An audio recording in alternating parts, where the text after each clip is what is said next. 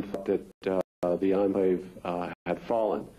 And so I arrived with my colleague from Ukraine. I was an officer, both of us officers with UN Civil Affairs, and we met other international agencies there.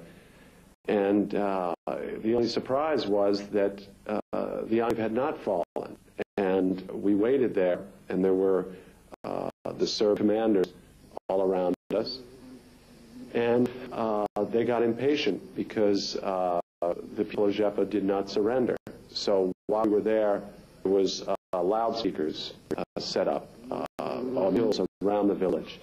And they went very loud, shouting to the people different things, trying to sort of frighten them, make them give up. And then they turned to us, Serb commanders turned to us and said, get out, get out. And just at that moment already, more shelling, bombardment started.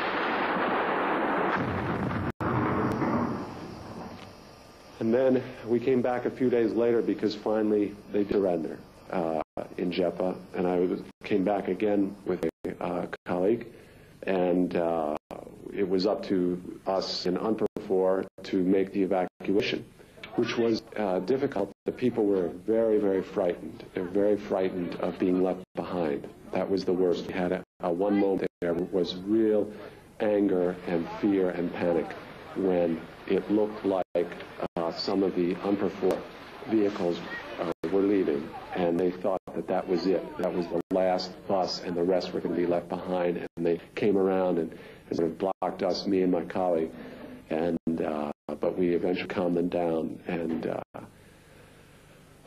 it was a very upsetting time to see people, obviously, who had lived there, their families had lived there, who knows how long, how many hundreds of years, put in cars, in trucks, back of trucks, like, I don't want to say what, but it was not at all nice to see us. And Avdo Palić, who was there the whole time with us there, and we worked with over those difficult days to make this evacuation of Žepe happen, was taken in front of my eyes and in front of my colleagues' eyes by the Serb army soldiers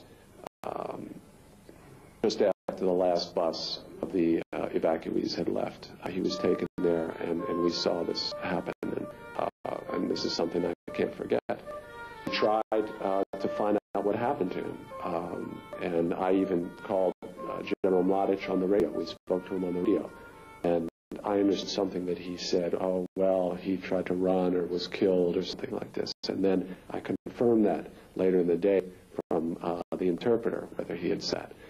And it's something I just cannot forget. We were there and we saw him taken and from us from this UN compound.